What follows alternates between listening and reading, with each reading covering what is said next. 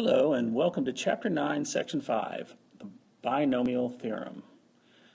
Please pause the video at this time and copy all these information. Thank you.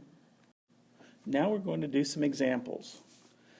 In choose R, where we do n factorial, so in this case 9 factorial over n9 minus 2 factorial times r factorial, which is 2 factorial.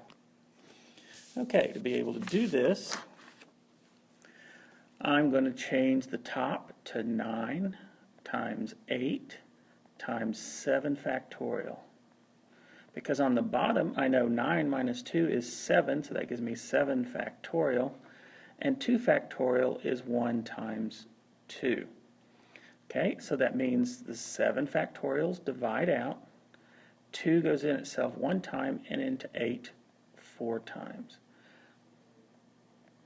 So that makes our answer 9 times 4, or 36.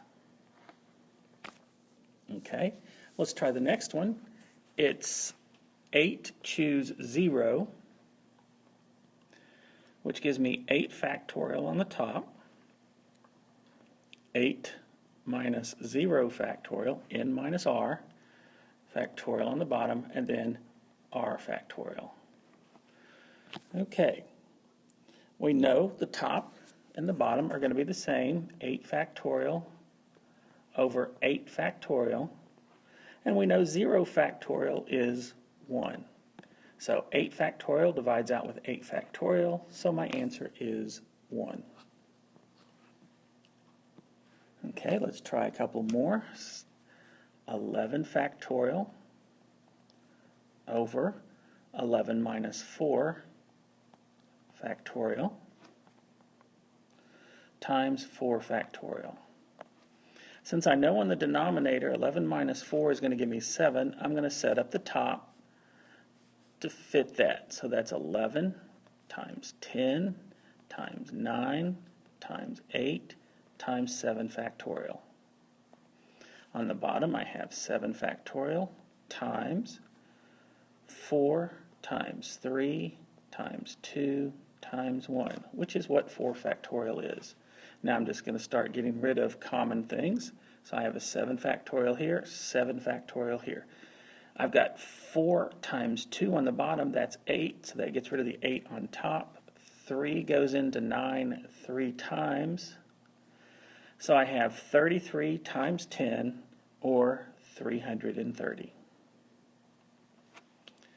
Okay, 5 factorial over 5 choose 5. Again, this is another way to write this. So that's going to give me 5 factorial over 5 minus 5 factorial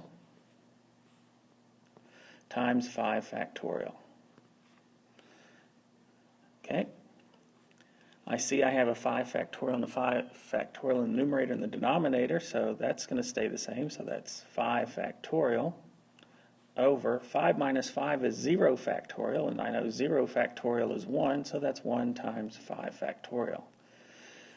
The two 5 factorials divide out, and that leaves me with the answer of 1.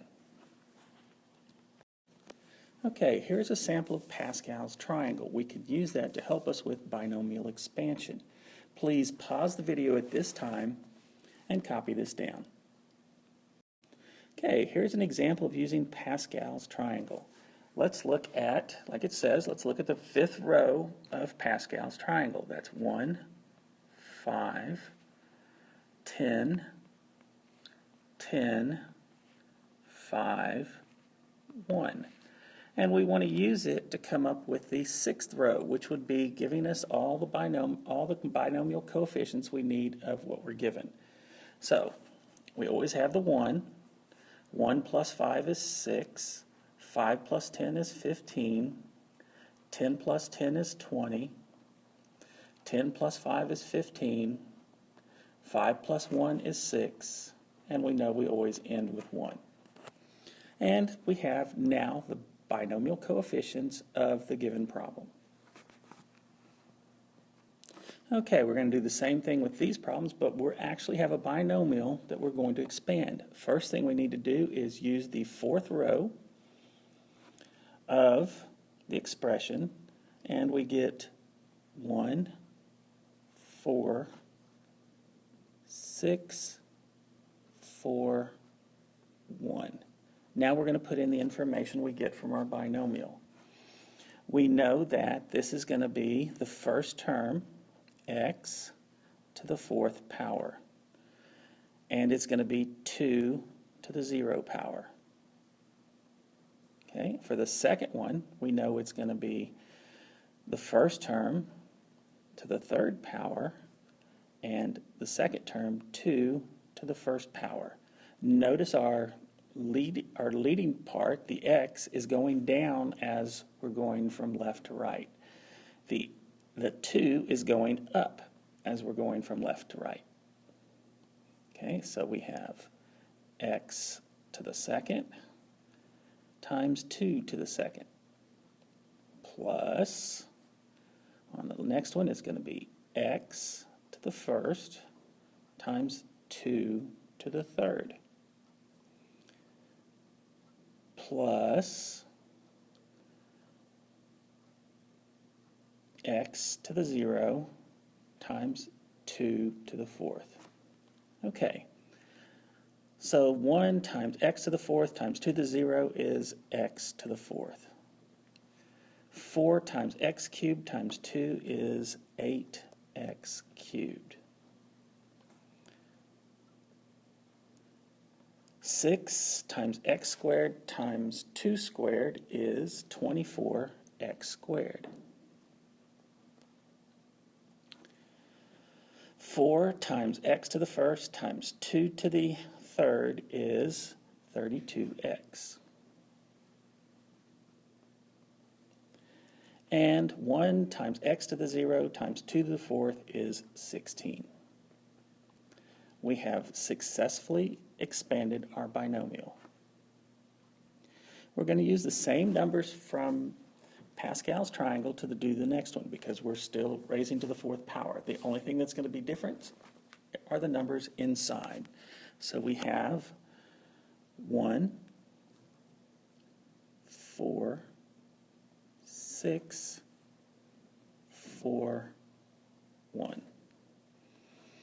Okay, so that's going to be 1 times x to the fourth times 2 to the 0 plus, whoops, excuse me, I'm using the wrong numbers. Stop.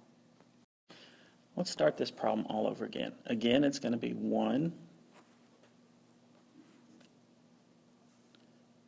4, 6, 4, 1. I just need to make sure I'm using the parts inside the binomial correctly. So that's going to be 2x to the fourth power times negative y to the 0 power plus 4 times 2x to the third power times negative y to the first plus 6 times 2x squared times negative y to the second power plus 4 times 2x to the first times negative y to the third plus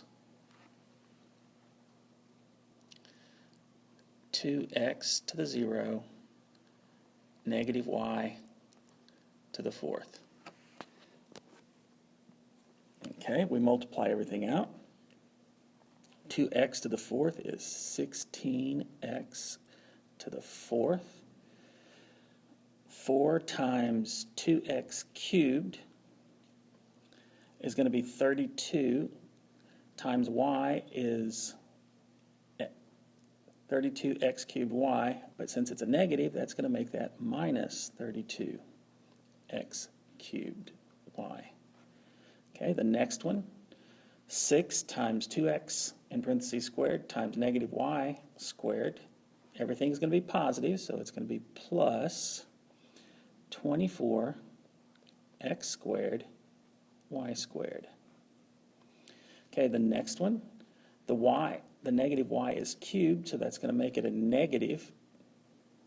And then I just have 4 times 2x times y to the third.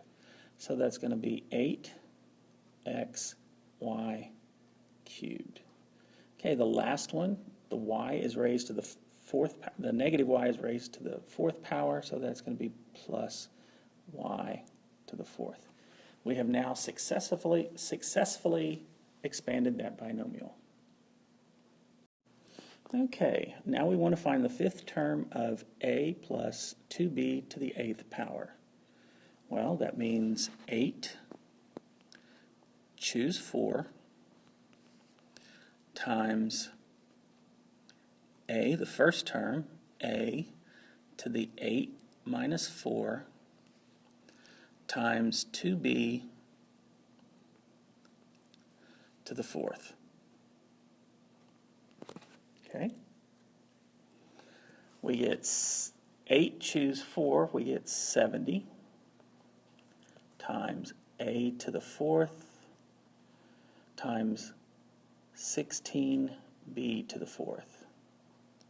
We completely multiply all this out and we get 1,120 a to the fourth b to the fourth. And there's my final answer. There's the fifth term of our binomial.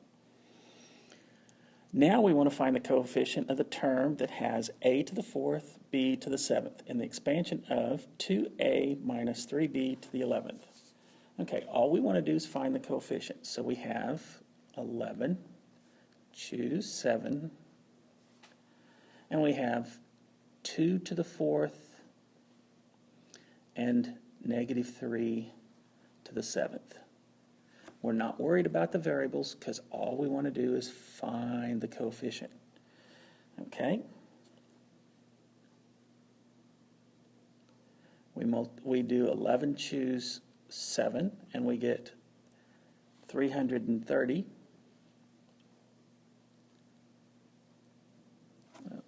Excuse me.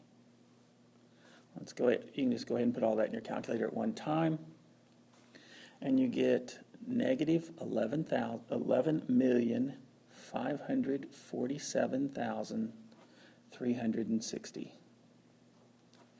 I think you can see using this formula is very, very helpful because I would hate to have had to do that using Pascal's triangle.